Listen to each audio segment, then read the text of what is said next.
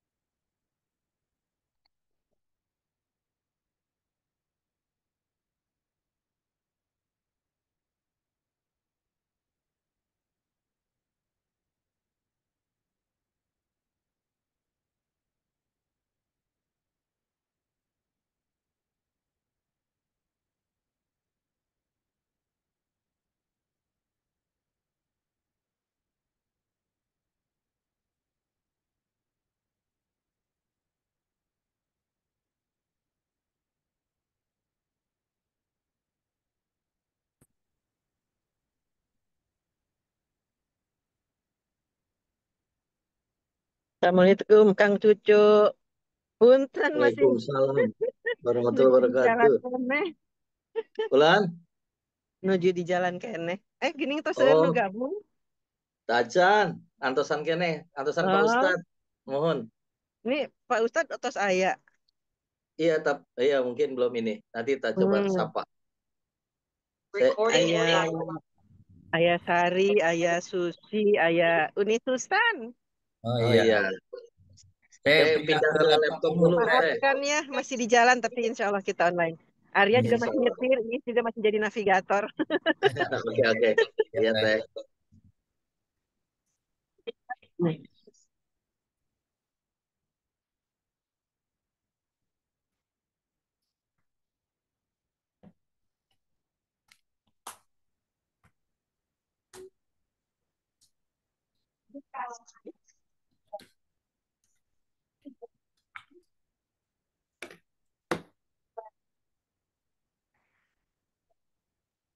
Atur nuhun ya Kang, sudah siaga.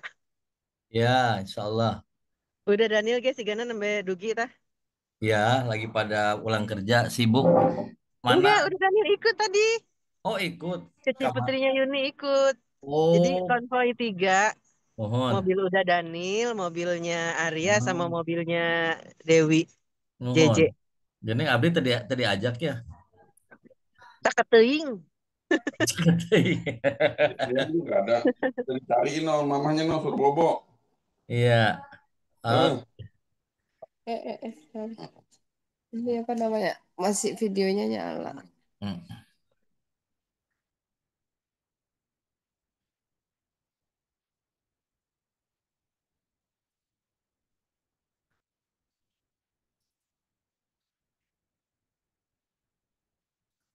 Waalaikumsalam, Ustaz. Waalaikumsalam warahmatullahi Hmm. wabarakatuh. Ini hujan ini. Oh, hujan di sini enggak, di sini terang. Mana ada hujan sini aman. Ini hujan. Samarinda aman. Saya pindah ke yang agak terang. Ya. Ya, Dari Assalamualaikum Pak Ustadz, Kang Cucu semua. Waalaikumsalam. Waalaikumsalam. Damang ya, Waalaikumsalam. Ustadz. Alhamdulillah. Punten belum sempat samperin nih, mau traktirin Ustadz, ntar deh. Insya Allah Oh, ya.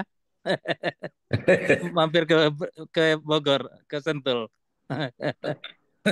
Ikut, ikut. Iya. ikut Nah, Samarinda tuh nggak kan. diajak ya? Samarinda semua boleh, travel semua deh. Sip, sip, Jauh sip. Om Pesal jauh sama Rinda Om Pesal. Iya. Oke, non Kang. Iya. Iya, saya harusnya sih ini kan malam ada yang meninggal kemarin. Ini. Besannya Pak Prof Iding di sini di Komplek IPB. Nah, Mhm. malam ketiga ini digantiin sama itu sama Hakim. Oh, Hakim. Ya, Hakim suruh ngisi tahlilan saya saya karena jam 8 harus standby. iya. Gantian nggak apa-apa, Ustaz. Gantian. Kemarin Diajar hari Hakim. pertama kedua saya. Mhm. Jadi Regenerasi punya juga. punya asisten sekarang. Asisten. Iya. Mhm.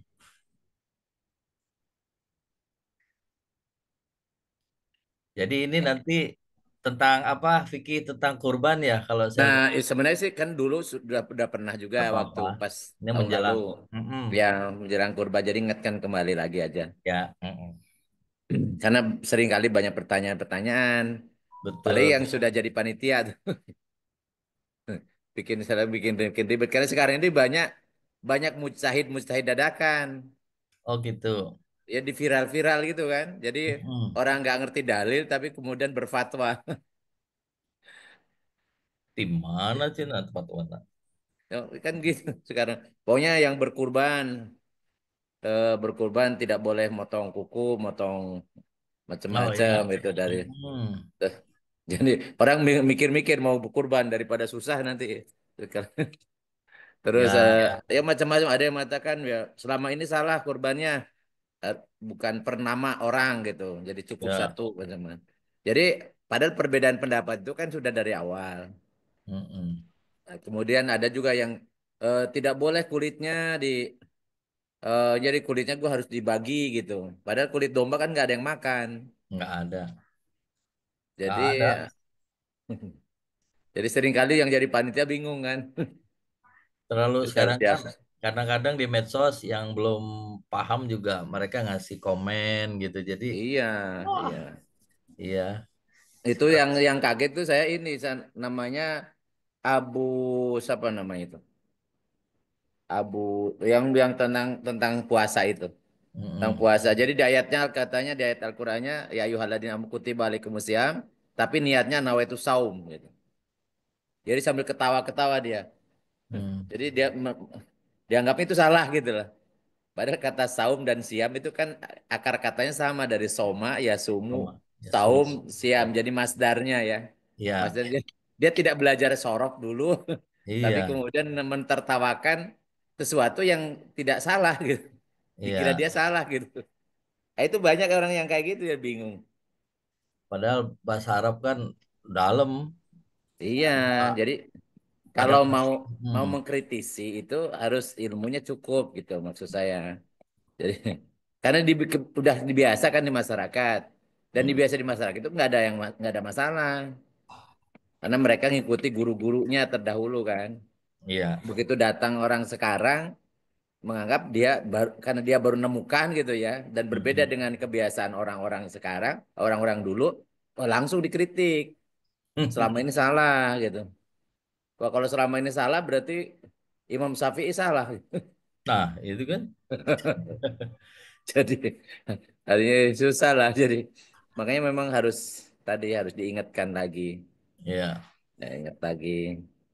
Nah, ini udah ada 10 orang kita sambil jalan aja Oke, sekarang. ya udah jam 9:08. Mm, Oke, kita mm. mulai Mas Arya lagi nyupir. Mas Daniel Ya, juga kelihatannya mereka habis dari jalan-jalan kemana gitu ya, tengah jam. ada fotonya itu. Itu tuh Ya. ke, Mm. ke tempatnya. Fotonya Oh, fotonya tempatnya. di ini apa bunga itu bunga kertas. Oke, kita mulai start. Ya, ya enggak. Astagfirullahaladzim, astagfirullahaladzim, aladzim, wa atubu ilaik, la haula wa la quwata illa billahil azim. Assalamualaikum warahmatullahi wabarakatuh. Waalaikumsalam warahmatullahi wabarakatuh. Alhamdulillahirabbil alamin, wassalatu wassalamu ala asyrofil anbiya'i wal mursalin, sayyidina wa maulana Muhammadin wa ala alihi washabihi ajmain. Amma ba'du. Alhamdulillah pada malam ini tetap kita istiqomah ya untuk terus mengkaji, mengaji dan mengkaji kajian Islam tematik ya dengan akan disampaikan oleh Bapak Ustadz Samsudin. Semoga apa yang kita terima, yang kita diskusikan, mendapatkan ridho dan berkat dari Allah Subhanahu wa taala. Juga kita panjatkan puji dan syukur kehadirat Allah Subhanahu wa taala ya, yang telah memberikan kepada kita kesehatan, kesempatan, nikmat yang tiada taranya. Juga salawat dan salam kita sampaikan kepada junjungan kita Nabi besar Muhammad SAW beserta keluarga, beserta para sahabat dan para pengikut sampai akhir zaman. Untuk mempersingkat waktu, silahkan Ustadz Sam untuk menyampaikan kajian tematiknya. Kami persilahkan. Assalamualaikum warahmatullahi wabarakatuh. Waalaikumsalam warahmatullahi wabarakatuh. Baik,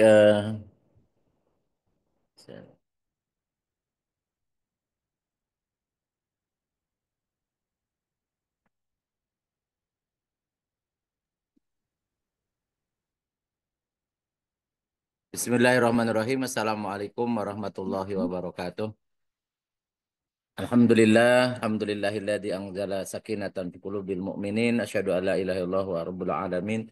Wa asyhadu anna Muhammadan abduhu wa rasuluhu khatamul anbiya wa mursalin. Allahumma shalli wa sallim wa barik ala sayyidina Muhammadin wa ala alihi wa man tabi'ahum bi ihsanin ila yaumil amma ba'du. Wa rahimakumullah usikum wa nafsi bi taqwallah faqad fazal muttaqun. Puji dan syukur mari kita panjatkan kehadirat Allah Subhanahu wa taala. Shalawat dan salam semoga Allah curahkan kepada suri teladan kita Nabi besar Muhammad sallallahu alaihi wasallam, pada keluarga, sahabat dan pengikutnya akhir zaman. Ikhwan rahimakumullah, sebagaimana yang diminta oleh Gushar, mudah-mudahan Gushar udah gabung. Malam ini kita membahas tentang fikih kurban ya. Tidak terasa ya, materi ini tahun lalu kita sudah bahas ya, tetapi ya pasti kalau terkait dengan ilmu setiap membahas masih ada hal-hal yang baru atau bisa jadi kita lupa yang dulu. Fikih kurban tentunya karena bagian dari fikih, di fikih itu ada khilafiyah. Jadi kalau kita membahas tentang fikih, tentang hukum syara, maka pasti di situ ada perbedaan-perbedaan pendapat. Apa yang terutama yang terkait dengan sunnah-sunnahnya. Kalau terkait dengan dengan rukunnya atau dengan yang pokoknya itu biasanya sama.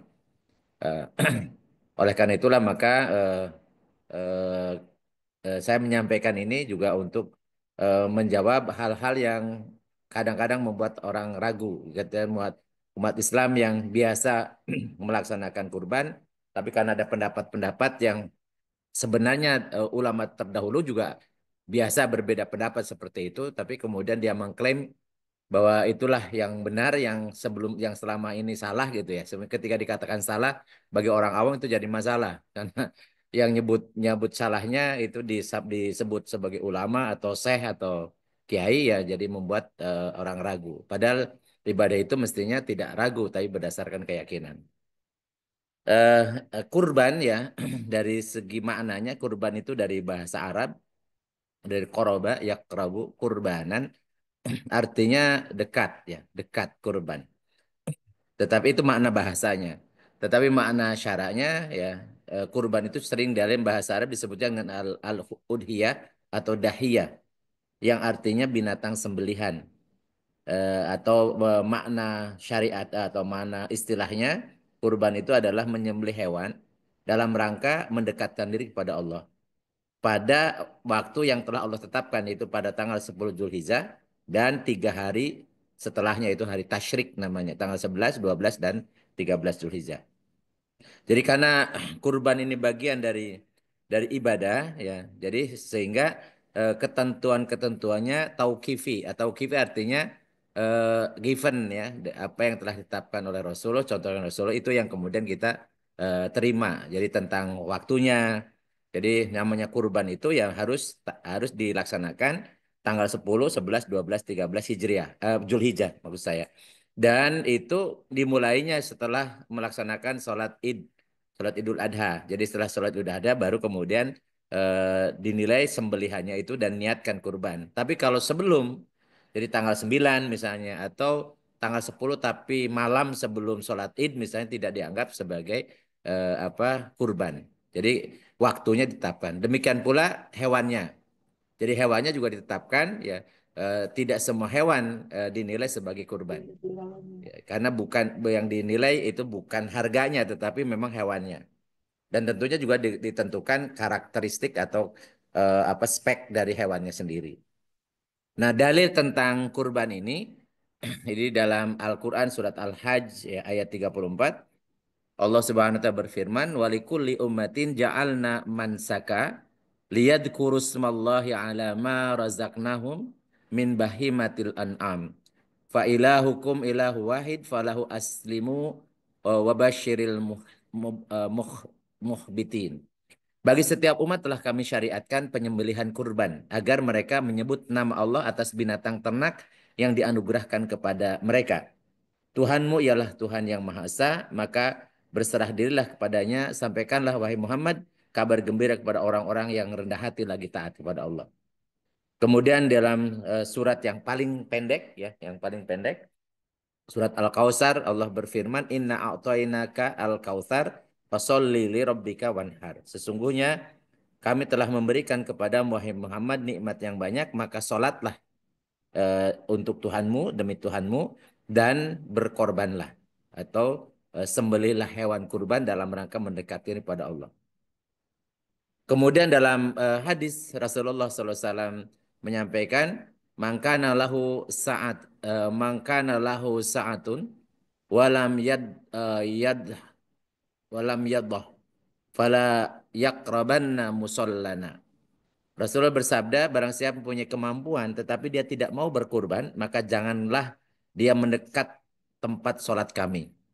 Jadi ini sebuah sindiran, jadi menunjukkan karakter atau sifat ya, sifat bukan sifat orang beriman. Jadi karena dia punya kesanggupan pas bulan pas harusnya kurban, tapi dia tidak mau melaksanakan kurban. Ini penegasan ya, yang walaupun hukumnya tidak wajib. Kemudian dalam Imam Sunnah Abu Dawud, Rasulullah SAW juga menyampaikan, ya ayuhan nas inna ala kulli ahli baitin fi kulli amin udhiyat. Hai manusia, sungguhnya untuk tiap-tiap ahli rumah atau ahli bait pada tiap tahun disunahkan untuk berkurban. Jadi kurban itu tidak sekali seumur hidup ya. Kalau menurut hadis ini, jadi kalau dia punya kesanggupan, maka setiap kepala rumah tangga itu disunahkan untuk melaksanakan kurban ya tiap tahun. Atau dalam hadis yang diriwayatkan oleh Imam At-Tirmidzi, Rasulullah SAW bersabda, ma'amila adamiyun min amali yaumal nahri ahabba ilallahi min ikhraqid dami. Innaha la ta'ti yaumal qiyamati bikuruniha wa ash'ariha wa adlafiha wa anna damma la yaqa'u minallahi bimakanin qabla an yaqa'a minal ardi qatibu biha nafsan. Tidak ada satu amalan yang dikerjakan anak Adam atau manusia pada hari raya Idul Adha yang lebih dicintai oleh Allah dari menyembelih hewan. Karena hewan itu akan datang pada hari kiamat dengan tanduk-tanduknya, dengan bulu-bulunya, dengan kuku-kuku kakinya. Darah hewan itu akan sampai di sisi Allah sebelum menetes ke tanah. Karena ya lapangkanlah jiwamu untuk melakukannya. Jadi ini ada kaitannya tadi dengan tidak boleh atau ada makruh memotong kuku, memotong bulu, maksudnya adalah hewan kurban itu karena dia nanti dengan ketika dikorbankan dengan tanduknya, dengan bulunya, dengan kukunya yang masih utuh tidak dipotong, maka dia akan datang di hari kiamat dengan lengkap gitu. Jadi terkait dengan hewan ya, dengan hewannya. Kemudian ada perbedaan hukum berkurban. Jadi ada berkurban atau nyembelih hewan itu ada yang wajib, ada yang sunnah. Jadi ini yang harus kita pahami. Jadi pelaksanaannya ya pada hari yang sama yaitu tanggal 10, 11, 12, 13. Tetapi ada yang wajib, ada yang sunnah. Yang wajib itu adalah orang-orang yang berhaji tamatu atau haji kiron. Jadi orang yang sedang jamaah haji tentunya tanggal 10, 11, 12 itu ada di sekitar Masjidil Haram, ada di Mekah. Ya, dari mulai habis wukuf tanggal 9, nah kemudian ada 11, 10 kemudian dia bisa ke sholat Id dulu atau bisa ke Mekah ke Masjidil Haram. Kemudian dia ke Mina dan di situ tanggal 11 12 tergantung nafar apa dia. Orang-orang yang haji tamattu yaitu yang dia umroh dulu, setelah itu kemudian dia ganti pakaian bersenang-senang tamattu itu, maka dia kena dam. Nah, kena dam itu artinya dia harus menyembelih hewan. Ya, dan itu hukumnya wajib. Ya, baik tamattu atau kiron. Atau yang bernazar. Kalau bernazar kemudian dia memotong hewan yang kurban ya pada waktu yang sama itu hukumnya wajib. Jadi dan orang-orang yang sedang haji dan dia karena pada tanggal 10, 11, 12 itu pakai kain ihram, maka dia tidak boleh memotong kuku, memotong rambut atau sebagainya. Jadi kalau kaitannya dengan misalnya dengan yang berkurban pun kalau dia sedang melaksanakan ibadah haji dan dia motong kurban, maka dalil dari tentang larangan untuk memotong itu terkait dengan statusnya dia sebagai sedang muhrim. Jadi sedang menunaikan ibadah dan pakai kain ihram atau yang bernadar. Kemudian yang lainnya selain yang sedang haji atau yang tidak bernadar itu hukumnya sunnah muakkad berdasarkan hadis Rasulullah yang disampaikan oleh Imam Ahmad dan Imam Al-Hakim dan Ad-Duruqutni. Rasulullah SAW bersabda, salah suhunna alayya faraidu wa hunna lakum tatawu'u al-watru wan nahru wa sholatud duha. 3 hal yang wajib bagiku, bagi Rasul itu wajib.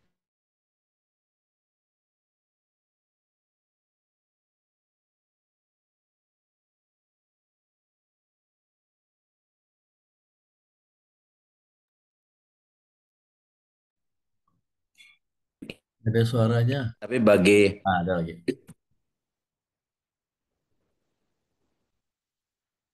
Ustaz, suaranya masih ya. lanjut Ustaz. Tadi sempat putus suaranya. Oh. Sudah ada lagi. Oke. Baik. Jadi balik lagi tadi, jadi hukum kurban itu berdasarkan hadis Rasulullah SAW hukumnya sunnah muakkad. Jadi sunnah yang ditekankan berdasarkan hadis Rasulullah yang disampaikan, beliau mengatakan salah suhunna alayya faraidu wa hunna lakum tatawu'un al-watru wan nahru wa sholatud duha.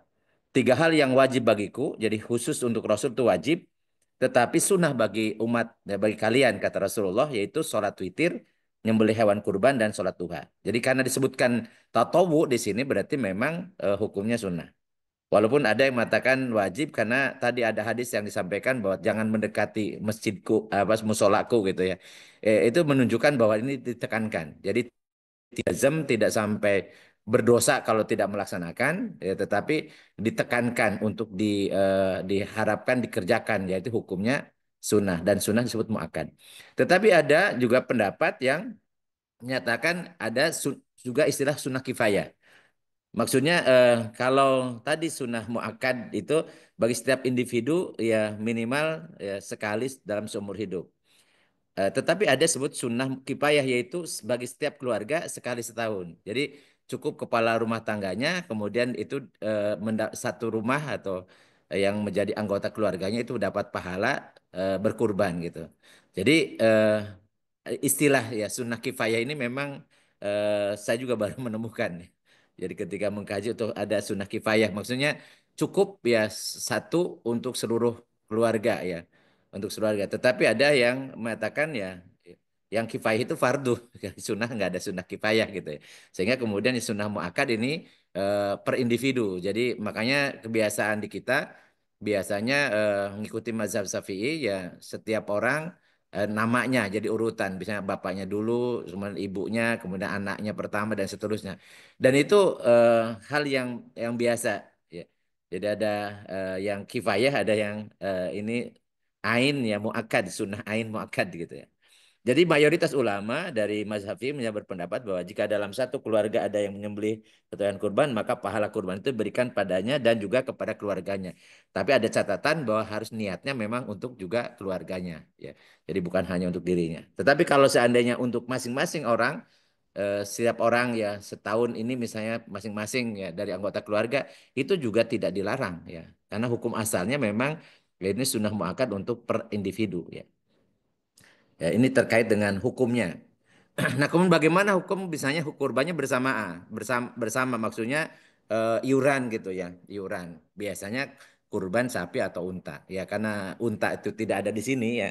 Jadi kita tidak membahas tentang kurban unta. Jadi kurban sapi itu biasa. Dan apa Rasulullah SAW apa memberikan contoh. Jadi pernah dalam suatu perjalanan beliau juga melakukan itu. Jadi apa iuran apa patungan istilah sekarang ya untuk membeli seekor sapi untuk 7 orang. Jadi wataji'ul budnah an sab'atin. Wa kadzalikal baqarah wa hada qaulu aksar ahlul ilmi. Jadi kurban seekor unta itu atas nama 7 orang, begitu juga untuk seekor sapi diperbolehkan untuk 7 orang. Itu pendapat mayoritas ulama. Jadi orang-orang berilmu berpendapat seperti itu. Jadi jangan kemudian disamakan kalau 7 orang nanti ngantri gitu ya. Jadi kayak angkot gitu ya. Ya mendingan satu apa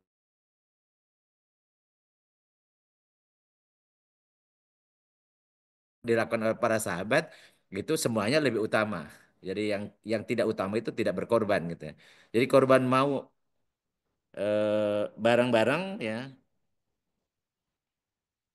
mau bareng-bareng atau satu orang satu ekor gitu, itu apa sama saja hukumnya sah dan melaksanakan sunnah muakkad ya.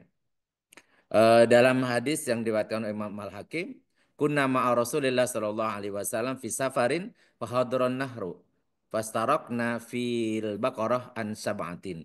Kami pernah bepergian dengan Rasulullah SAW, kebetulan di tengah perjalanan datang hari raya Idul Adha yaitu Lamun Nahar. Akhirnya kami patungan membeli sapi sebanyak 7 orang yang untuk dikurbankan. Atau kunna natamatta'u ma'a Rasulillah sallallahu alaihi wasallam bil umrah fanadbahu al-baqarata an sab'atin wa nashtarika fiha. Jadi kami pernah mengikuti haji tamatu, jadi mendahulukan umroh daripada haji bersama Rasulullah SAW. Lalu kami menyembelih seekor sapi dari patungan sebanyak 7 orang. Jadi kalau sapi itu 7 orang, dan itu hukumnya sama dengan apa dengan satu ekor domba. Jadi per orang sepertujuh ya. Sapi itu sama dengan yang satu orang satu ekor domba. Jadi tidak ada yang lebih utama karena ada pendapat lebih utama apa satu ekor domba. Padahal yang utama itu tergantung niatnya dan tergantung juga tadi apa besarannya. Jadi bukan harganya ya karena bisa ditipu oleh penjual gitu ya. Dan harganya mahal tapi dagingnya nggak ada ya. Cuman beli tanduknya doang gitu ya. Jadi yang dibagikan itu bukan tanduknya, tetapi dagingnya. Jadi daging itulah yang menjadi inti. Kalau mau utama ya, semakin besar dagingnya semakin banyak itu semakin baik tentunya. Jadi bukan karena tadi satu orang satu atau 7 untuk 7 orang satu ekor sapi. Jadi hukumnya sama. Nah ketentuan tentang hewan kurban itu juga ditetapkan eh, bahwa kalau unta ya itu umurnya sudah 5 tahun. Nah, cuman masalahnya kan tidak ada catatan ya atau tidak ada akte kelahirannya ya. Jadi ya dikira-kirakan biasanya dengan lihat apa lihat giginya ya. Walaupun sekarang juga tidak bisa seperti itu juga karena ada proses penggemukan. Jadi sekarang ini sebenarnya cukup dari segi dagingnya. Kita lihat yang layak, yang pantas itu ada berdaging atau tidak. Jadi ya kira-kira kalau sapi dan kerbau itu umurnya minimal 2 tahun. Kalau domba itu minimal 7 bulan. Ya. Kalau kambing jadi beda ada domba dan kambing. Kambing itu yang apa yang biasa di apa makannya daun-daun kering gitu ya. Dan ini beda jenisnya itu umurnya 2 tahun. Itu kalau dari segi umur. Tapi intinya ya umur ini karena tidak ada catatan khusus ya. Maka yang kita lihat adalah dagingnya saja. Nah, tentang hewan ya. Jadi hewan itu ya sering ada mengatakan ya harus persis yang dicontohkan Rasulullah. Ingat tentang hewan hewan kurban itu. Jadi yang hewan ditinggal di daerah-daerah tropis seperti di kita, misalnya kayak domba Garut ya, itu tidak mungkin hidup di daerah-daerah gurun, daerah panas. Sehingga yang dimaksud dengan kambing itu di genusnya disebut dengan bakarah atau sapi itu juga genus sapi. Kalau genus sapi itu ada genus bos namanya ya, itu ada macam-macam itu. Jadi Dan ini saya buatkan ini dari kekerabatan secara genetiknya ya. Jadi ketika diisolasi DNA-nya, kemudian di running di apa ada primernya, kemudian nanti ada kekerabatan dan ini satu genus. Jadi ada sapi berbagai macam jenis sapi ya. Yang di kita ini biasanya ada sapi Ongol ya, ini peranatan Ongol yang ada apa atasnya, kemudian ada sapi Bali, ada sapi Madura, ada bison, ada bahkan ada kerbau ya. Ini satu satu genus. Jadi ini ruminansia besar ya. Mau yang manapun ini digolongkan dengan bakoroh. Jadi bisa untuk 7 orang. Walaupun tentunya kalau kayak sapi misalnya sapi Bali itu kan kecil ya. Tapi itu dianggap ya sah untuk 7 orang. Ya, karena memang ya perawakannya seperti itu ya. Atau misalnya yang sapi yang sekarang ini ada yang 1 ton ya, tetap itu untuk 7 orang nggak bisa. Walaupun misalnya 1 ton, sementara ada yang cuma 250 kilo gitu ya. Yang 250 kilo atau yang 1 ton ya sama-sama maksimal untuk 7 orang. Jadi ketentuan syariatnya seperti itu karena ekor yang dilihat ya. Nah demikian pula tentang domba ya. Domba itu juga ada macam-macam. Jadi yang domba itu termasuk di dalamnya domba Garut itu genus Opis. Ini ada yang bertanduk, ada yang tidak bertanduk. Bahkan sebagian yang kalau di Arab itu dombanya itu biri-biri yang datangkan dari New Zealand atau dari Australia ya. Jadi itu tidak ada tanduknya. Jadi tidak benar kalau seandainya kemudian kurban itu harus yang bertanduk gitu ya.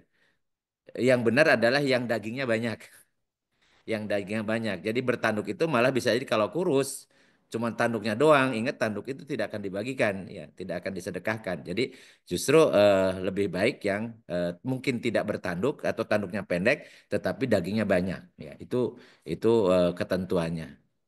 Ya, dan kenapa kok misalnya apakah harus jantan ya? Jantan ini sebenarnya biasanya yang dagingnya banyak itu jantan. Karena kalau yang betina biasanya dagingnya sedikit kecuali yang yang bajir istilah di Sunda itu bajir yang tidak beranak lagi ya. Itu akan gemuk. Tapi kalau dia beranak biasanya kurus, dagingnya sedikit. Ya, oleh karena itulah maka di samping itu juga memang kebutuhan populasi pejantan itu tidak banyak. Jadi sehingga kemudian kalau dikurbankan pejantan ya tidak akan mengurangi populasinya. Ya, sementara yang betina untuk indukannya gitu ya. Itu hikmahnya. Tetapi kembali lagi kalau ataupun misalnya tidak ada yang jantan dan ada yang betina tapi gemuk ya nggak ada masalah. Kalau memang tidak ada lagi, tapi kalau ada jantan maka diutamakan yang jantan. Demikian pula ini yang jenis jenis kambing ya, kan jenis capra itu. Ini kambing itu kalau tadi domba ya. Ya, jadi ada perbedaan cara hidupnya dan makannya bisa berbeda ya. Dan ini jenis capra ini yang banyak dulu disembelih oleh di daerah Jaziratul Arab ya. Ya, yang daripada yang domba ya. Lebih banyak kambing. Eh, dan tentunya ya kambing juga sama ya. Sama tidak lebih utama daripada domba atau tidak lebih utama daripada misalnya yang sepertujuh dari bagian sapi. Kemudian ada beberapa hewan yang tidak boleh dikurbankan. Ya karena yang cacat misalnya yang buta atau yang terpotong telinganya atau artinya yang tidak lengkap ya sebut cacat tidak lengkap ada yang kakinya pincang, ada bisa tanduknya patah atau apalagi yang sakit ya karena yang sakit itu akan apalagi kalau penyakitnya penyakit yang bisa menular ke manusia itu memang tidak diperbolehkan. Kemudian yang terluka atau terpotong atau yang kurus tidak berdaging karena yang dibagikannya atau misalnya yang ya berkudis berkudis itu maksudnya ya penyakit kulit ya yang itu juga bisa menjijikan atau yang sedang bunting atau menyusui. Ya. Jadi ini eh, tidak boleh itu ada yang mengatakan makruh, ada yang mengatakan tidak sah. Jadi tergantung kondisinya. Kalau yang tidak ada dagingnya macam-macam itu bisa tidak sah. Atau masih belum ya masih belum belum besar ya misalnya masih kecil ya masih anakan misalnya cempek misalnya. Ini tentang hewannya. Lalu bagaimana tentang dagingnya? Jadi ketentuan syariatnya memang daging kurban itu boleh pekurban memakan. Jadi dalam Al-Qur'anul Karim Allah berfirman, "Fakulu minha wa at'imun al-ba'isa wal al-fakir." Maka makanlah sebagian, ya, minnya mit tab'id, sebagian dari kurban itu. Jadi kebagiannya dimakan oleh pekurbannya dan sebagian lagi at'imu diberikan untuk makan orang-orang yang, ya, terjemahnya sengsara. Ba'is itu orang yang, ya, orang yang tidak punya harta gitu. Jadi orang yang membutuhkan, maksudnya ba'is orang membutuhkan, wal fakir orang yang fakir. Ya, tetapi boleh juga diserahkan kepada yang orang kaya, gitu. Itu nggak jadi masalah. Kalau di dalam ayat ini memang al-ba'is wal fakir di samping yang pekurbannya. Atau di dalam Al-Hajj 36 fakulu minna wa at'imu al-qani'a wal mu'tar. Jadi makanlah sebagian dari yang dikurbankan itu sebagian. Kemudian berilah diberikan kepada untuk makan bagi yang koni, ya. Koni itu yang sebenarnya tidak minta-minta, kona itu yang kona'ah, jadi dia tidak minta, padahal dia butuh, ya. Ya dia karena kadang malu gitu ya, dia tidak minta. Tapi ya kita tahu bahwa dia memang tetangga kita atau kerabat kita, dia tidak minta, ya kita kasih. Atau yang memang yang mu'tar, mu'tar itu orang yang meminta, yang minta. Dan biasanya itu kalau musim kurban itu banyak sekali yang minta, ya. Imam Syafi'i berkata orang yang berkurban dan keluarganya hanya boleh mengambil sepertiga dari hewan kurban. Jadi ketentuan sepertiga itu kalau dalam Al-Quran itu sebenarnya minha sebagian, tapi sebagian itu belum tentu separoh, ya. Jadi kemudian dirinci oleh Imam Syafi'i bahwa itu maksudnya maksimal sepertiga. Jadi sepertiga untuk pekurban, jadi 2/3-nya untuk mustahik, ya. Nah, terus terkait dengan hadis Rasulullah SAW ini sempat menghebohkan, jadi membuat orang pada bingung. Jadi Rasulullah SAW bersabda, ini yang artinya dulu, ya. Jika kalian melihat hilal Dzulhijjah, maksudnya telah masuki 1 Dzulhijjah, dan salah seorang dari kalian ingin berkurban, maka janganlah ia memotong rambut dan kukunya.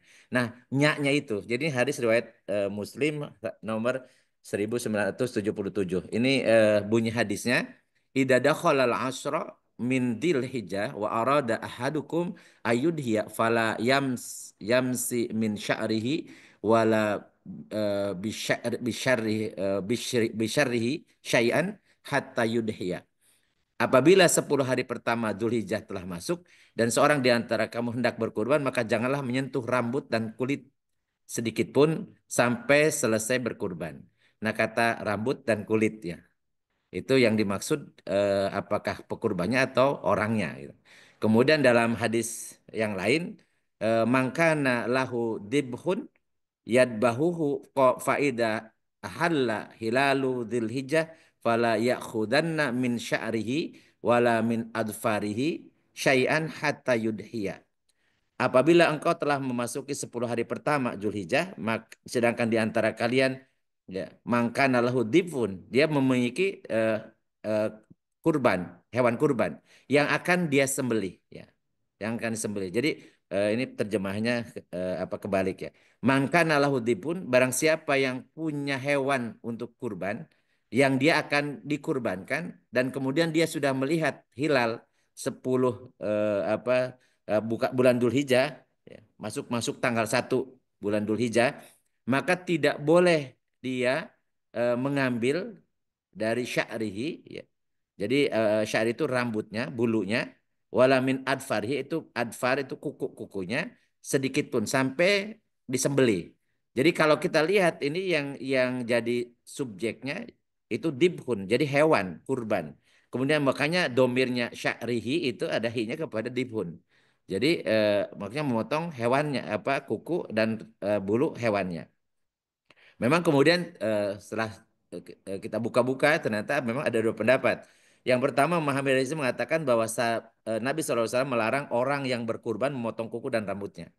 Dan ini mungkin bisa jadi ini terkait dengan orangnya sedang haji tamatu. Orangnya sedang haji kiron, jadi sedang muhrim, jadi sedang pakai kain ihram, ya. Sehingga memang ya, yang dilarang tadi orangnya karena memang dia sedang pakai kain ihram. Sedangkan yang pendapat kedua, ini yang dilarang itu bukan memotong kuku atau rambut orang yang berkurbannya, bukan mudahinya, tetapi al-mudahanya. Mudaha itu artinya hewannya, ya, hewannya. Dan ini memang sejalan dengan hadis yang dasar tentang kurban, bahwa nanti hewan itu akan datang di yaumil kiamah, lengkap dengan kulitnya, dengan bulu-bulunya, dengan kuku-kukunya kan gitu ya. Jadi sehingga kemudian tidak boleh misalnya kulitnya dijual atau kepalanya dijual oleh pekurban, ya, sehingga ya, hewan itu nggak lengkap, jadi tidak dianggap sebagai kurban. Jadi itu bisa dipahami dengan menyambung dengan hadis yang lain. Dan ini saya yang berpendapat bahwa yang di yang makruh ya, hukumnya ini makruh itu hewannya kalau mau dikorbankan kan sudah masuk tanggal 1 Zulhijjah tidak dipotong. Kalau mau dipotong bulunya atau kukunya itu sebelum masuk bulan Zulhijjah. Tapi kalau yang berkurbannya ya nggak ada masalah. Jadi boleh hukum asalnya motong kuku, motong rambut itu kalau tidak sedang ihram itu dibolehkan hukumnya mubah ya, mubah bagian dari jibiliyah ya, dari karakter manusia. Ya, itu yang ingin saya sampaikan dan monggo silahkan kalau ada yang mau nambahkan atau mau mendiskusikan ya terkait dengan pelaksanaan hewan kurban yang insya Allah ini sudah memasuki bulan Dzul Qaidah, sebentar lagi Dzulhijjah. Jadi karena sebulan sebelumnya biasanya kita harus mempersiapkan ya tentang hewannya terutama. Saya kembalikan ke Kang Cucu. Assalamualaikum warahmatullahi wabarakatuh. Waalaikumsalam warahmatullahi wabarakatuh. Terima kasih Ustadz Sam yang sudah menyampaikan ini kajiannya. Silakan teman-teman ada yang bertanya. Ini ada Mbak Yuni Ansori. Assalamualaikum, izin Ustadz. Kalau izin tanya, kalau perusahaan membeli seekor sapi untuk kurban, kami niatnya kurban atas nama semua karyawan. Bagaimana? Apa tetap harus atas nama 7 orang? Silakan Ustadz. Iya, jadi kurban itu atas nama orang, bukan atas nama perusahaan. Yang pertama ya, karena yang dibebankan kan Muslim gitu, jadi orang ya. Yang kedua, ya ketentuannya untuk seekor sapi itu untuk 7. Ya, jadi kalau misalnya ada perusahaan memang misalnya dia membelikan tahun ini untuk 7 karyawannya, boleh. Boleh. Jadi memberikan atas nama 7 orang gitu. Tapi kalau untuk semua karyawannya ya kan ada dasarnya Rasulullah mengatakan ini untuk keluargaku dan itu umatku. Itu Rasul. Karena kita tidak punya umat. Ya, kita ini bagian dari umat Muhammad gitu ya. Jadi berbeda tentunya apa Rasul dengan kita. Kalau Rasul memang bahkan kurban bagi beliau itu hukumnya wajib. Bagi umatnya hukumnya sunnah gitu. Dan Rasulullah mempraktekkan dan para sahabat mempraktekkan bahwa sapi itu hanya untuk 7 orang. Jadi tidak bisa untuk lebih dari 7 orang. Dan itu pun harus atas nama orang gitu. Jangan atas nama perusahaan. Jadi kalau bagaimana kalau atas nama perusahaan ya bukan kurban, tapi dia sedekah saja. Ya, sedekah apakah berpahala ya hanya Allah yang tahu. Jadi berpahala ya berpahala kalau itu diniatnya karena Allah. Kecuali kalau niatnya ingin ya tadi ria atau supaya ingin kelihat care gitu ya dengan karyawannya atau untuk menyenangkan karyawan ya. Ya, karena innamal a'malu binniat. Setiap perbuatan tergantung niatnya. Ya. Tapi kalau misalnya itu dianggap kurban perusahaan, tidak ada kurban perusahaan. Sama dengan tidak ada zakat perusahaan. Atas nama perusahaan ya. Jadi zakat itu juga harus per orang. Kemudian kurban harus atas nama orang gitu. Atas nama orang. Jadi bukan atas nama perusahaan. Wallahu alam bisawab. Ya, terima kasih jawabannya Pak Ustadz. Mbak Yuni mungkin sudah cukup jawabannya. Memang kerap kali kalau acara seperti saya di perusahaan juga gitu, Pak Ustadz, pada saat Idul Kurban kan kita ada masjid di perusahaan. Nah itu dari perusahaan ada menyumbang 1 sapi. Nah itu enggak. Nah itu dia atas namanya nggak ada atas nama yang punyanya juga orang non Muslim. Ya, ya. Orang Itu non itu Muslim. artinya bukan kurban, tapi itu ada Sedekah aja. sedekah aja. Iya, Dia iya. suruh makan daging lah, karyawannya suruh makan daging, gitu. Tapi kan Bagi-bagi. nggak dapat semuanya juga, Pak Ustadz. Karena ada banyak karyawannya. Iya, Jadi, iya, ya sedekah aja mungkin. iya. Mungkin itu Iya, Mbak terima Yuni. kasih Pak Ustadz. Ya, terima kasih Ya, yang Bang. lucu. Terima kasih Ya, Pak Ustadz. sami-sami. Selama ini saya gitu. Berapa tahun udah 2, 3 tahunan apa berapa tahun? Saya beli sapi ya saya kurban atas nama karyawan aja. Ya nanti saya rubah untuk tahun ini. Ya, kalau bisa ya kalau mau gitu dihadiahkan atas nama 7 orang karyawan gitu.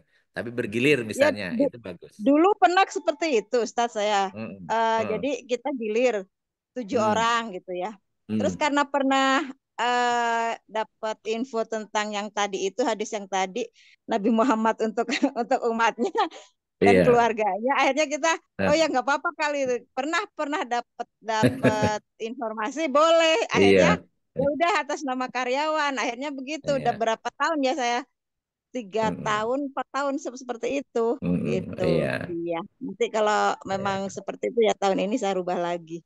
Iya. Ya begitu, Ustaz. Makasih Mas Ya, Ustaz. siap enggak ya? Ya, terima kasih Mbak Ili. Teman-teman yang lain ada yang mau bertanya atau menambahkan silahkan. Jadi memang Ustadz yang masalah, tapi ini jadi kewajiban kelihatan ini satu rumah tangga gitu ya, mau ndak mau ya bukan ndak mau ya harus setiap tahun gitu ya, mendingan begitu berkurban. Tidak lebih baik mana nih Ustadz, yang namanya satu-satu anak, istri, atau kita satu kepala keluarga untuk kita sekeluarga gitu. Silakan Pak Ustadz.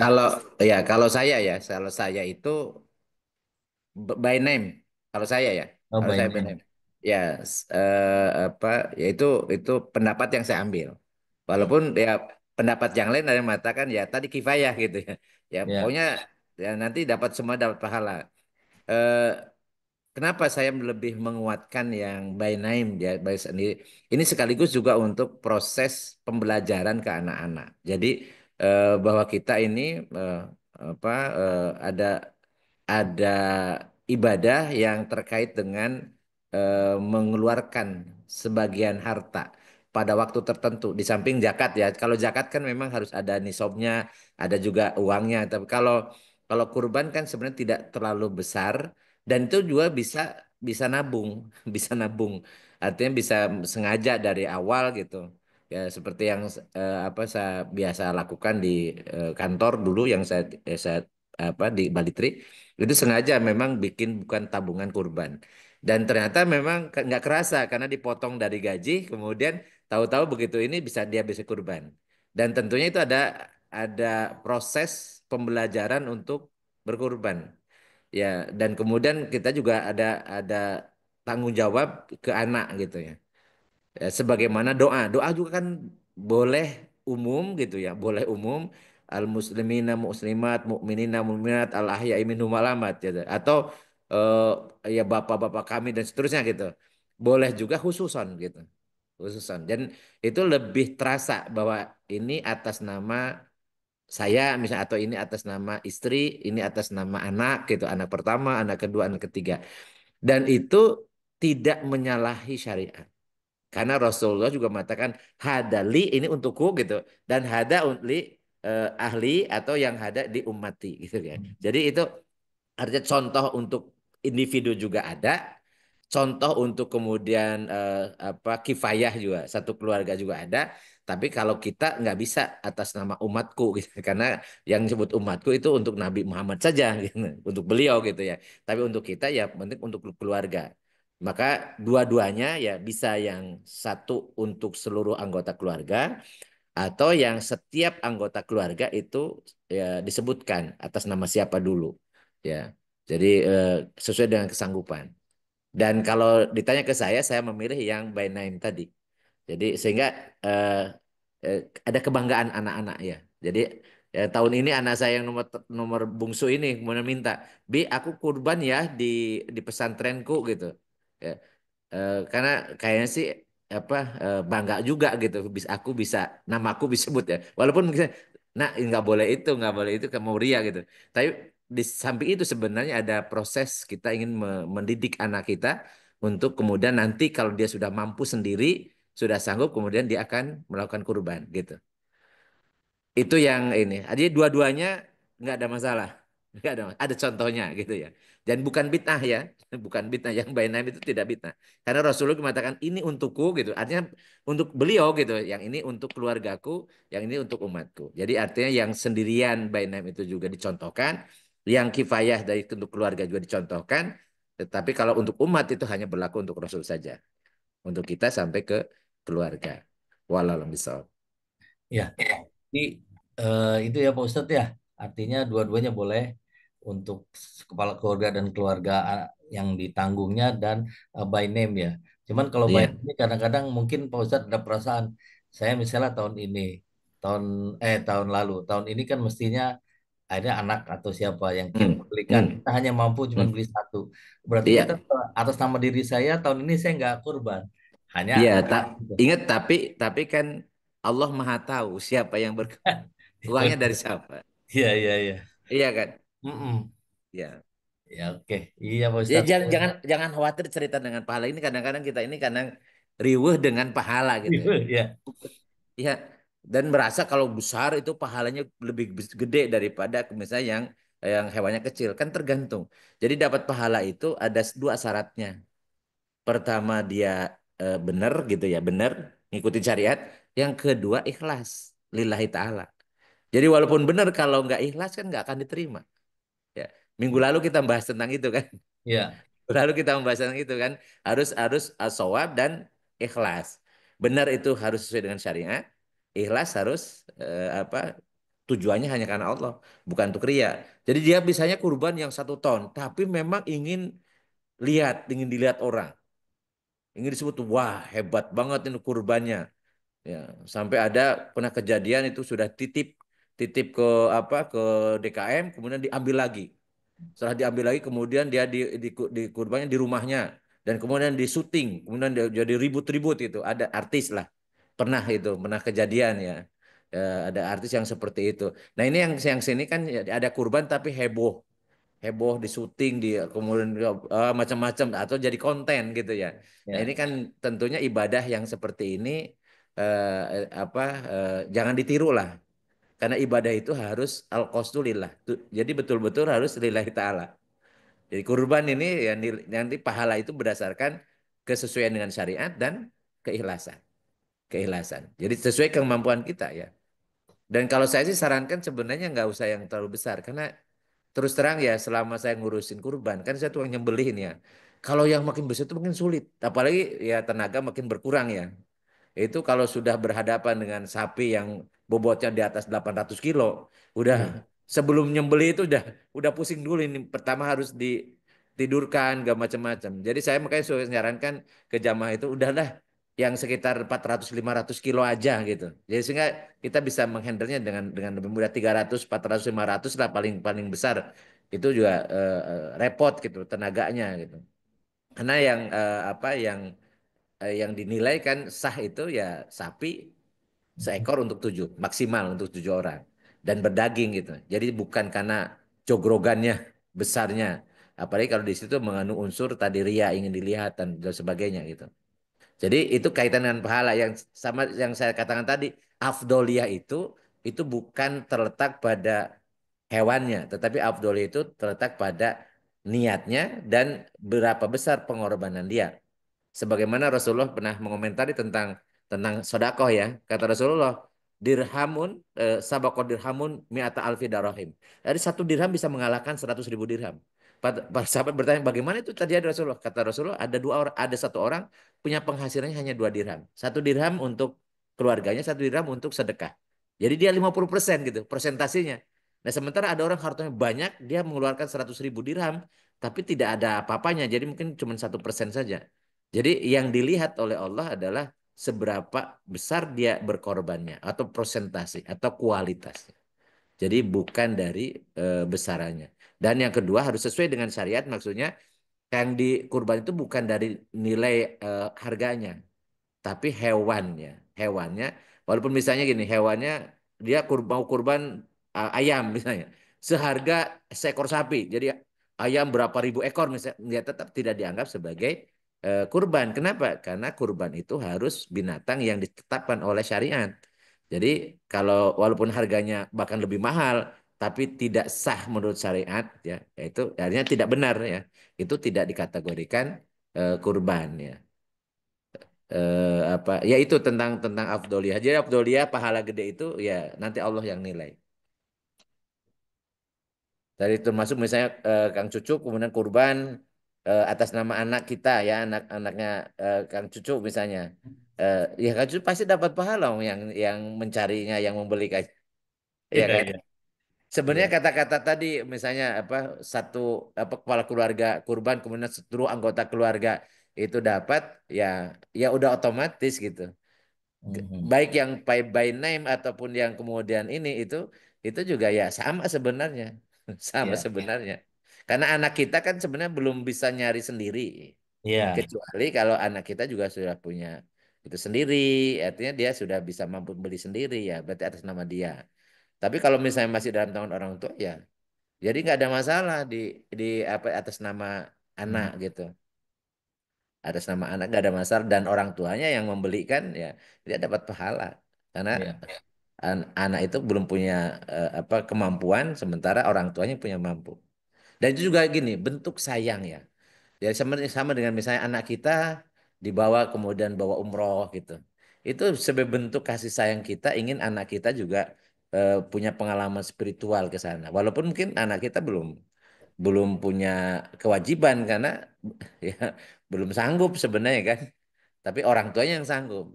Itu kan kita menolong, membantu apa yang orang-orang kita cintai untuk menunaikan sesuatu yang sebenarnya belum wajib bagi dia, tetapi kemudian kita mampu untuk membiayainya. Sama dengan misalnya anak-anak kita suruh sholat khusyuk, padahal dia belum wajib gitu ya.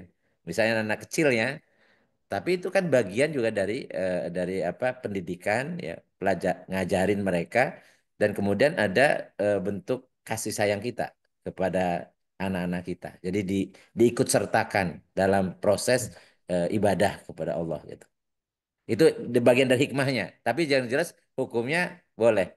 Jadi mau sendiri-sendiri atau mau tadi atas nama keluarga, gak ada masalah. Iya. Makasih Ustadz penjelasannya. Ya. Itu udah datang tuh kayaknya. Daniel baru baru hadir nih kelihatannya. Ngambil kacamata dulu nih. Ada Kang Arya juga udah sampai kayaknya tadi saya lihat tuh ada. Dari tadi mantau kok. Dari Nah, tadi. alhamdulillah. Nah, alhamdulillah.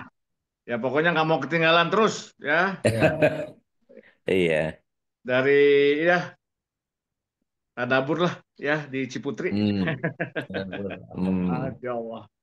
Reunian ya. Iya.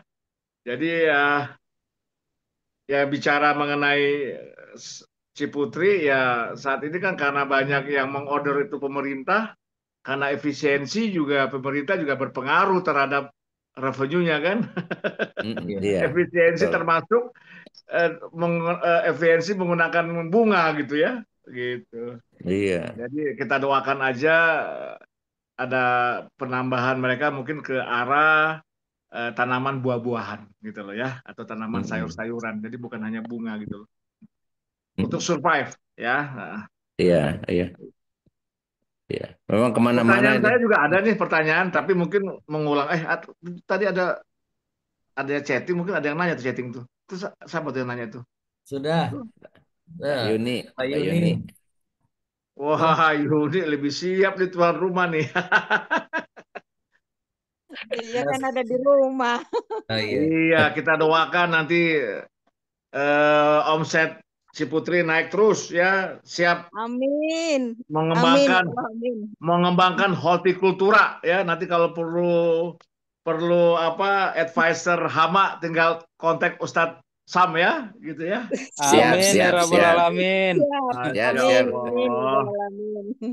Saya sih pertanyaannya mungkin saya ulang lagi nih ya. Iya, boleh, Mungkin mangga. sudah tahu sih dulu jawabannya ya, tapi saya masih terbayang-bayang bahwa seseorang yang belum dikekah, di akikah ya, bahwa belum bisa melakukan kurban gitu loh, ya. Nah, saya pribadi sudah sering kurban, tetapi masih terganjal pikiran bahwa sepertinya saya belum diakikah gitu loh sama Iya, orang iya, tua saya gitu loh. iya, Dulu iya, Ustaz Tam pernah menjawab apa ya Ustadz ya? iya, Berarti iya, jalankan aja iya, terus, nggak ada masalah atau apa. iya, Silakan iya. Ustadz diulang Ustadz ya, Baik, biar baik, baik. yang belum pernah Iya, mendengar jadi mantep nih. iya. Makasih. Jadi, ya, Assalamualaikum warahmatullahi wabarakatuh. Waalaikumsalam warahmatullahi. Memang ada pendapat seperti itu ya. Ya biasanya pendapat itu dari orang yang jualan yang bisnis akikahan ya. Jadi supaya banyak yang akikah gitu, padahal sudah tua. Jadi gini, hukum akikah dengan kurban itu berbeda dan orang yang melaksanakan itu berbeda. Jadi kalau akikah itu yang mengerjakannya adalah orang tua dari anak, dari bayi yang lahir gitu ya. Dan itu kapan disembelihnya? Ya disembelihnya kalau punya kesanggupan 7 hari setelah kelahiran atau 14 hari atau 2 minggu setelah kelahiran. Kalau belum sanggup 7 hari bisa 14. Kalau belum sanggup juga boleh 21 hari artinya 3 minggu. Atau kalau belum sanggup juga bisa 40 hari. Atau kapan saja ya kapan saja sampai mana sampai anak itu disebut atau bebas dari tanggung jawab orang tua. Jadi maksudnya disebut masih anak ya, masih anak. Itu akikah. Jadi waktunya itu berdasarkan kelahiran. Kemudian juga apa jenis kelamin anaknya. Kalau anak perempuan itu 1 ekor domba gitu ya, domba atau kambing. Nah kalau anak laki-laki 2 ekor domba atau kambing. Dan tidak ada istilah apa akikah dengan unta, nggak ada contohnya dari Rasul. Jadi cerita tentang kambing. Itu kaitan dengan akikah. Akikah itu hukumnya juga sama, sunnah muakkad. Artinya kalau ataupun tidak dikerjakan, apalagi misalnya orang tuanya belum punya kesanggupan, ya memang tidak ada kewajiban. Karena memang bukan wajib, hukumnya sunnah gitu. Bahkan tidak ada hubungannya dengan amalan si anaknya. Nggak ada hubungannya karena ini bebannya kepada orang tua gitu ya. Jadi kalau toh pun misalnya wajib pun itu tidak mungkin ada kewajiban yang tidak dilaksanakan oleh orang tua yang kemudian berimbas kepada anaknya. Karena kaidahnya kan dalam Al-Quran disebutkan wala taziru wajirotun wijra ukhra. Jadi seorang yang berdosa tidak akan memikul dosa orang lain. Itu kalau wajib ya. Apalagi akikah itu hukumnya sunnah. Artinya sunnah itu kalau dikerjakan berpahala, kalau tidak dikerjakan tidak berdosa. Ya. Jadi kalau tidak dikerjakan nggak berdosa itu namanya sunnah. Jadi tolabulil fi'linya tuntutan untuk dikerjakannya tidak pasti, artinya tidak diancam dengan sanksi. Jadi siapa yang bisa tidak akikah maka dia berdosa itu enggak atau diancam dengan neraka enggak. Jadi itu ke orang tuanya. Apalagi kalau anaknya bukan sebagai mukallafnya. Jadi bukan yang dibebani hukum untuk akikah. Itu akikah. Nah, beda dengan kurban. Kurban itu tentunya tidak ada hubungannya dengan kelahiran. Kurban itu ada kaitannya dengan Idul Adha. Jadi tanggal 10, 11, 12, 13 gitu. Jadi waktunya ditentukan seperti itu. Jadi sembelihan yang disembelih ya disebutnya kurban dengan hewan yang ditetapkan ya. Karena yang dianggap sebagai kurban itu adalah domba, kambing, kemudian sapi dan jenisnya gitu ya atau unta. Yang lain-lain hewan yang lain nggak boleh. Kemudian waktu pelaksanaannya dianggap kurban itu kalau tanggal 10 itu pun sudah sholat id dulu, sudah pelaksanaan sholat id sudah selesai gitu ya, baru kemudian kurban atau tanggal 11, 12, 13 namanya hari tasyrik. Kalau di luar hari itu tidak dianggap kurban. Tidak dianggap kurban. Oleh karena ini hukumnya berbeda, maka masing-masing berdiri sendiri, jadi tidak ada hubungannya. Jadi kalau misalnya dulu ya udah belum akikah sama orang tuanya, dan apalagi orang tuanya misalnya ya pada saat itu belum ada kesanggupan gitu ya. Ya sudah, karena memang hukumnya juga sunnah gitu. Apalagi belum punya kesanggupan, ya sudah gitu. Jadi tidak akan menjadi dosa bagi orang tua kita apalagi untuk kita karena nggak ada hubungannya dengan kita sebenarnya kan gitu. Nah, sementara sekarang misalnya udah punya kemampuan bahkan setiap tahun bisa melaksanakan kurban, ya itu kurban dan kurban. Jadi bukan kemudian sekaligus saya niatkan kurban sekaligus akikah misalnya. Ini akikahin siapa? Nggak ada syariatnya ngikahin diri sendiri gitu. Karena akikah itu terkait dengan kelahiran. Ya, kelahiran kita ini bukan orang yang baru lahir atau bayi yang baru lahir, tapi kita ceritanya orang yang sudah dewasa. Ya kalau kita mengakikahkan anak kita yang baru lahir, boleh. Karena memang itu bebannya kepada kita kalau kita punya anak dan punya kesanggupan gitu. Walau alam. Jadi intinya jangan pernah menjadi ganjalan eh, karena kita belum akikah. Ya, akikah itu ya itu hukumnya pertama sunnah, yang kedua itu bebannya kepada orang tua kita, dan orang tua kita ketika pada saat ketika lahir itu belum punya kesanggupan, ya sudah tidak ada masalah dan tidak ada dosa gitu. Karena hukumnya sunnah itu kalau ataupun tidak kerjakan, apalagi tidak punya kesanggupan, ya tidak apa-apa, tidak akan berdosa gitu. Karena bukan kewajiban. Itu apa? Udah ya. Jadi udah tetap jalan, nggak usah akikah. Ya, nanti akikah atas nama udah jadi bingung kok sudah eh, sudah tua kok masih akikah gitu dan agak Amin, sendiri. amin. Laksanakan. Ya, Silakan ada yang bertanya. Lanjut. Ya, silakan. Terima kasih, Pak Pak Ustadz. Ada yang lain mau disampaikan, silakan. Yang masih ada cukup waktu. ya. Alhamdulillah tuh apa? Abi Hakim Abi udah Hakim pulang udah, habis ya, habis udah mendarat habis katanya. badal saya Iya. tahlilan. Terus jemput istri dulu. Oke. Oh. Iya. Alhamdulillah aku bisa ikut walaupun telat. Ya. Iya, iya, Pak insyaallah. Ustadz, ini tadi Ya. Pak Ustadz sampaikan kalau kita berkorban itu ada hadis katanya itu akan menjadi kendaraan kita ya di Mm-mm. akhirat ya. Iya, Jadi betul.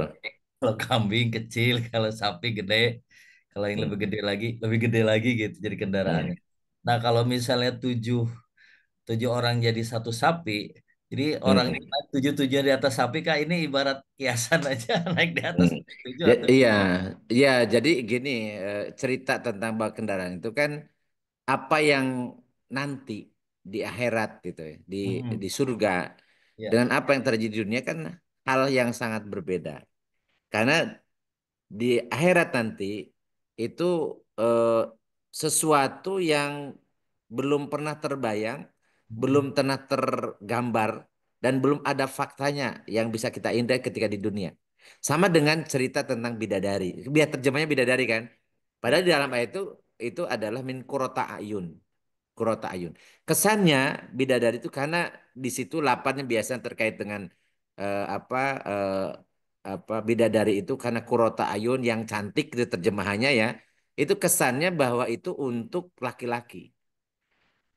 Padahal padahal ketika kita dipanggil oleh Allah, ketika kita wafat, itu ayatnya menyatakan bahwa kita ini kan mu'annas. Jiwa kita itu mu'annas. Ya ayat Tuhan nafsul mutmainnah irji'i ila rabbiki. Bukan rabbika ya. Rabbiki radiyatan mardiyah. Pakai tak marbutoh semua. Wadkhuli anti fi ibadi wadkhuli jannati. Jadi jiwa kita itu ternyata mu'annas. Padahal ketika kita hidup laki-laki kan. Ternyata bukan irji bukan ila rabbika gitu. Tapi ila rabbiki. Anti gitu. Nah, kalau jiwa kita itu dipanggilnya mu'annas, lalu kurota ayun itu apakah perempuan? Apakah bidadari? Gitu kan? Cuman memang untuk menggambarkan supaya mudah difahami, maka Rasulullah itu menggambarkannya seperti halnya di dunia yang bisa diindra di dunia. Seperti misalnya nikmat di dalam surga itu tajri min tahtihal anhar, mengalir di bawahnya sungai-sungai. Nah, kenapa kok anhar, kok sungai-sungai gitu ya? Apa dan sungai itu yang bisa dilihat ya. Karena kalau menggambarkan misalnya apa eh, sesuatu yang biasa mereka lihat ya, apa atau yang tidak tergambar lah, tergambar oleh mereka, itu sulit mengatakan itu indah. Rupanya orang-orang dari Arab itu melihat sungai, kemudian airnya apa sungai bening dari pegunungan, itu sebuah keindahan. Jadi tajri min tahtial anhar untuk para sahabat dulu ketika turun ayat Al-Qur'an itu suatu hal yang indah. Tetapi apa yang terjadi nanti di surga itu sesuatu atau keindahan yang belum pernah terbayang, belum pernah ada faktanya di sini. Jadi jadi itu penggambaran untuk memudahkan. Demikian pula tentang kurban. Kurban itu nanti jadi kendaraan. Apakah kendaraannya itu eh, nanti ya, nanti sesuai dengan yang dikurbankan. Jadi ada kendaraan pakai pakai pakai misalnya nyembelihnya domba gitu. Jadi itu mirip domba gitu ya, atau dombanya itu yang untuk jadi kendaraan. Atau misalnya kalau misalnya 7 orang untuk 1 ekor sapi, berarti harus ngantri ini. Jadi kayak angkot gitu ya. Jadi ngantri untuk ngangkutnya gitu. Eh, padahal kan kata Rasulullah SAW, kenikmatan di akhirat itu sesuatu yang belum pernah terbayang. Ada nenek-nenek datang ke Rasulullah, ya Rasul doakan agar aku masuk surga. Kata Rasul, tidak ada nenek-nenek di surga. Dia nangis gitu, nangis. Lalu bagaimana aku gitu? Kata Rasulullah, karena nenek-nenek itu berubah lagi nanti menjadi gadis lagi. Dan gadisnya di surga itu kholidina fiha abada, karena tidak terjadi proses pertumbuhan dan perkembangan. Dan terjadi perkembangan itu ya, perkembangan itu kan di dunia, sehingga ada jenis kelamin gitu ya, ada laki-laki dan perempuan, ada ada organ reproduksinya, ada proses itu ya, sehingga kemudian melahirkan. Kan nanti di akhirat nggak ada lagi proses kemudian perkembangan gitu, dan akan kekal gitu ya, jadi akan kekal. Dan oleh karena itulah maka terkait dengan pahala di akhirat itu, kalau toh pun misalnya hadis Rasul itu digambarkan dengan sesuatu yang bisa terindra, tapi yang sebenarnya itu walau alam. Jadi masih gaib gitu ya. Yang jelas itu adalah pahalanya sangat besar, karena ketika nanti kita meniti Siratul Mustaqim itu digambarkan dalam hadis itu tipisnya seperti rambut dibelah 7, yang tajamnya seperti silet, lebih tajam dari silet gitu ya. Itu kan gambaran saja yang sebenarnya seperti apa.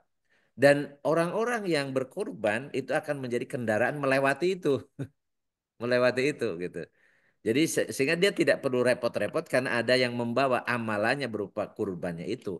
Nah, nanti kendaraan seperti apa? Apakah sesuai dengan hewannya, seperti hewannya, sehingga kalau bertanduk berarti ada stangnya gitu ya, kayak ini. Kalau nggak bertanduk berarti walau alam bisawab. Yang jelas afdoliyahnya itu adalah, atau pahala itu Allah berikan berdasarkan benar atau dan ikhlasnya, keikhlasannya. Jadi keikhlasan itu, jawabannya keikhlasan itu ada derajat keikhlasan ya. Jadi kualitas itu nanti berdasarkan kualitas ilmu dan kualitas niat. Jadi ikhlasnya. Jadi makanya ketika menafsirkan ahsanu amala gitu, Ibnu Muhammad mengatakan eh, ah, akhlasahu wa aswabuhu. Jadi siapa yang paling ikhlas dan siapa yang paling benar. Itu yang ahsan itu, yang paling ikhlas yang paling benar. Rupanya ikhlas itu ada derajatnya juga. Ada yang ikhlas sekali, ada yang ikhlasnya biasa ikhlas gitu ya, biasa saja, ada yang kurang ikhlas gitu ya. Ada bahkan tidak ikhlas sama sekali gitu. Jadi ini nanti yang nilainya Allah, dan keutamaan itu berdasarkan itu kriterianya. Mudah-mudahan selama ini ya kita jalankan dan benar dan ikhlas. Kalau pernah kita tidak ikhlas, bisa jadi dulu pernah kurban karena saya pernah dulu kurban dengan domba gede banget, karena itu indukan ya, pejantan domba Garut ya.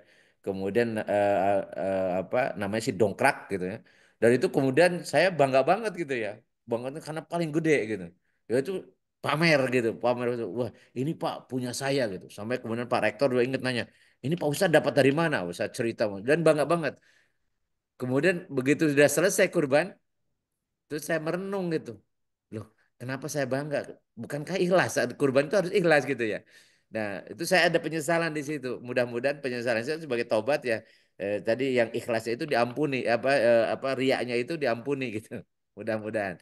Tapi intinya gini, kalau kita mengerjakan, kalau toh pun pernah tidak ikhlas, pernah riak, segera tobat. Tobatnya apa? Istighfar dan tidak mengulang lagi. Jadi kurban ini bukan lahan untuk pameran, bukan lahan untuk apalagi untuk konten ya, bukan lahan untuk kemudian apa berbangga-bangga ya. Tapi memang bentuk pengorbanan karena dalilnya itu fasolli li robbika wanhar. Wanharnya maksudnya wanhar li robbika juga. Karena di situ kan atop ya, wow atop. Solli li robbika wa wa-nya wanhar li robbika. Wanhar li robbika. Jadi sholat harus lillahi ta'ala untuk Tuhanmu dan wanhar nahar itu kurban juga li robbika untuk Tuhanmu harus ikhlas. Mutlak harus ikhlas. Kalau nggak ikhlas ya nggak dapat pahala. Ya. Padahal gede banget gitu ya, bagus banget. Tapi ria, ya. Tapi sum'ah gitu. Tapi ingin dipuji, ingin dapat nama, ingin dapat macam-macam itu. Ya tidak akan dinilai oleh Allah. Karena Allah nilai itu kalau itu ikhlas karena Allah. Baru Allah ngasih pahala. Gitu. Wallahu alam bisawab. Ya, terima kasih Ustaz. Eh, ada yang mau menyampaikan lagi silahkan.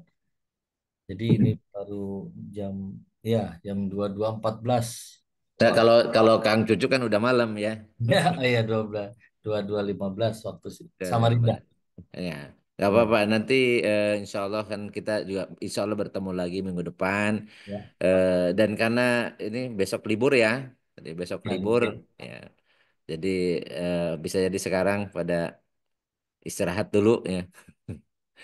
Jadi mudah-mudahan pertemuan kita yang intinya sih istiqomah. Jadi Rasulullah kan mengatakan ahabul a'mali indallahi adwamuha wa inkilah. Jadi paling disukai oleh Allah amalan seorang hamba itu adalah yang dawam, yang istiqomah, yang kontinu meskipun sedikit. Jadi Ya, apa yang penting istiqomahnya dan teman-teman itu apa berusaha untuk hadir ya, hadir ya. Dan alhamdulillah ya saya berusaha untuk istiqomah semampu saya. Jadi semampu saya. Jadi karena ini salah satu media saya bisa berjumpa dengan teman-teman walaupun berjauhan ya dan senang sekali melihat teman-teman sehat gitu ya. Jadi dan saling mendoakan minimal ya, minimal saling mendoakan. Sedangkan ilmu itu memang kita diharuskan hanya tolab. Sedangkan yang ngasih tambahan, yang ngasih rizki paham itu Allah. Makanya awal kita doanya gitu Robbi zidni ilma warzuqni fahma. Jadi kita ini suruhnya tolabul ilmi. Jadi tolabnya aja, tolabnya. Adapun tambah ilmunya tambah atau tidak itu Allah yang ngasih. Apakah kita faham yang kita pelajari itu juga Allah yang ngasih rizki. Jadi paham itu dianggap sebagai rizki. Jadi Robbi zidni ilma warzuqni fahma. Jadi ya Allah tambahkan untukku ilmu dan berikan rizki faham terhadap ilmu yang kita terima. Mudah-mudahan dengan tolabnya kita ya bukan hanya gugur kewajiban ya gugur kewajiban tetapi juga itu Allah ngasih tambahan ilmu atau ngasih rizki berupa paham. Dan tentunya sebaik-baik kalian kata Rasulullah SAW adalah man ta'allamal ilma atau man ta'allamal Qur'an wa 'allamahu. Siapa yang belajar Al-Quran dan mengajar kembali. Dan yang kita pelajari ini bagian dari syariat dan sumbernya adalah Al-Quran dan As-Sunnah.